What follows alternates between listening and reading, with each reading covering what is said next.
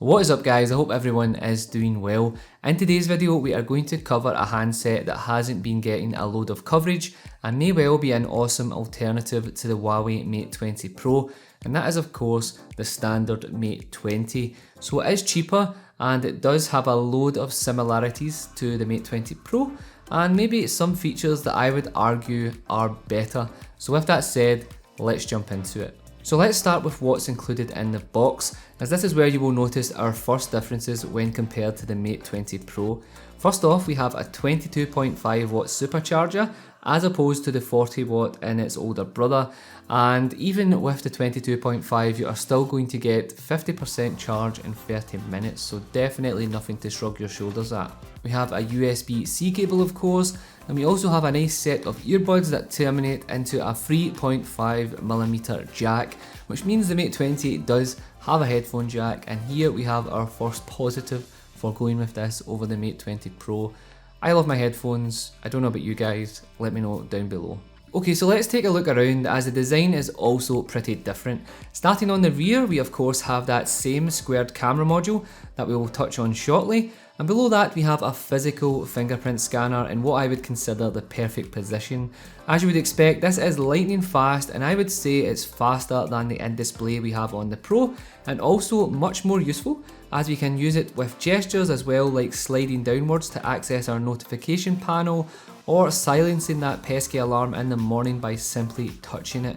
So it's really up to you whether you prefer that in display or the physical button. At the moment I would say the physical scanners are probably a lot faster, and I like the fact that we can use this for gestures and other stuff. Let me know down below which you prefer.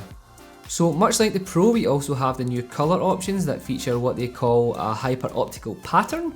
Name aside, it feels great and definitely adds grip and reduces fingerprints, so if you can, I definitely try and grab one of these variants. Moving on to the bottom, we have our USB-C port, microphone and speaker, and while my OCD is slightly triggered due to the asymmetry here, as in we don't have holes on both sides, it's nice that we do have stereo speakers on the Mate 20, just like the Mate 20 Pro, and of course the Mate 20 Pro did house its second speaker in the USB-C port, but in all honesty they sound pretty much the same, so definitely nothing to complain about here. Moving on to the right hand side, we have our power button, which again is coloured, and we have our volume rocker. On the left we have our SIM card tray, which again supports Huawei's own proprietary storage option, which hopefully I can test out soon. And up top we have the treasured headphone jack, noise cancelling microphone and an IR blaster, which is also great to see. Moving on to the front, we see our first big change, and where we have a larger 6.53 inch display, it isn't OLED like the Mate 20 Pro, it is actually a 1080p IPS LCD panel. Good news is that in all honesty it isn't that bad, and you wouldn't be disappointed unless you had seen the latter. It has excellent contrast, it gets super bright so outdoor use is no issue at all, and it also features HDR10 support. I have played plenty of games on here and watched a load of YouTube videos, including Saf's Vertical tour of MKBHD Studio, and honestly I definitely cannot complain.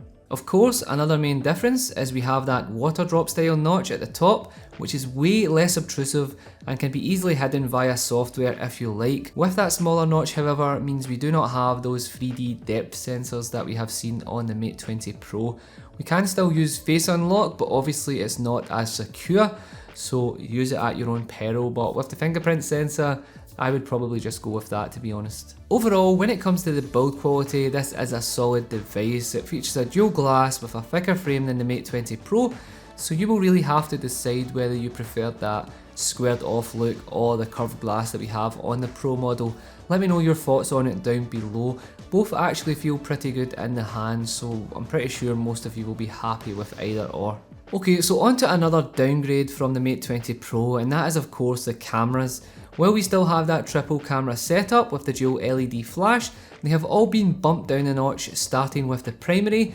On here we have a 12 megapixel shooter with an f1.8 aperture, the telephoto has an 8 megapixel shooter with an f2.4, and the ultra-wide option is 16 megapixels with an f2.2 aperture. And one other thing worth noting, other than the downgrade of the sensors, is the fact that there is no optical image stabilization to be found here, and with the zoom option we only have a ×2, so you will have to decide whether that suits you or not. With that said, however, the quality of the images that you can take with this camera are on point.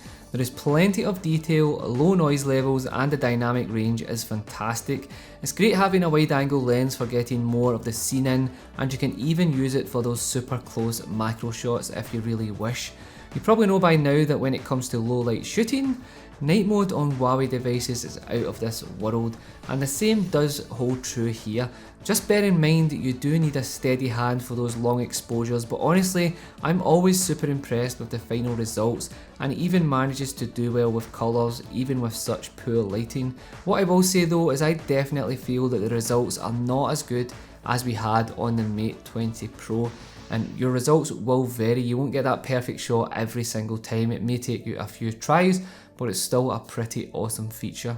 Overall, while the camera is a downgrade from the Mate 20 Pro and definitely not as crisp, especially with low light, it's certainly not terrible and most people would be impressed. Moving on to the 20 megapixel front facing camera, I must say it is a bit of a mixed bag. If you stay close enough to the lens, you will get a highly detailed shot with a good dynamic range, but stray too far back and the image is nowhere near as good. But as someone who is not a fan of selfies, this honestly doesn't bother me at all. But if you are a selfie lover, then you may want to give this a try before diving into it. When it comes to video, we can record up to 4K at 30 frames per second, and Huawei do a decent job here with their electronic image stabilization. But what I will say is the 1080p recordings look far superior here in every way. They're much sharper, have better contrast, and definitely they are more pleasing to the eye. And you can of course shoot at 1080p 60 frames per second if you wish. So what's it like to use on the daily? As honestly that's what's important here. Well, with EMUI 9 on board, it is a lot cleaner than previous versions and easier to navigate. You know that I'm honest when it comes to reviews, and I will admit I'm still not the biggest fan, so have thrown a launcher on here as I prefer a super clean and minimal look on my devices. With the same Kirin 980 as the Mate 20 Pro and either 4GB or in my case 6GB of RAM, it's blazing fast, everything loads quickly, games run super smooth, and I can honestly say it's a pleasure to use on a daily basis, especially with that 4000 mAh battery on board.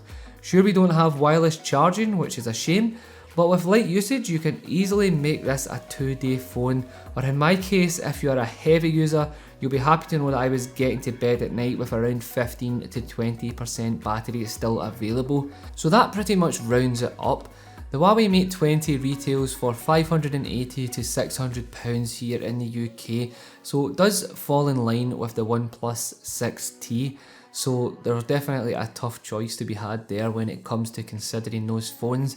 If you would like to see a comparison between those two, let me know down below and I will definitely get on it. In my opinion, if you haven't used a Quad HD panel before and love a headphone jack, then you will not be disappointed with this handset. So with that said guys, I can definitely recommend the Huawei Mate 20 if you're looking to pick up a Huawei device. If you have any questions about it, let me know down below, and if you want to see any comparisons, you know, just ask below and I will try my best to get on it. As always guys, thank you so much for tuning in, stay safe, be kind to each other, and I will catch you on the next one. Peace.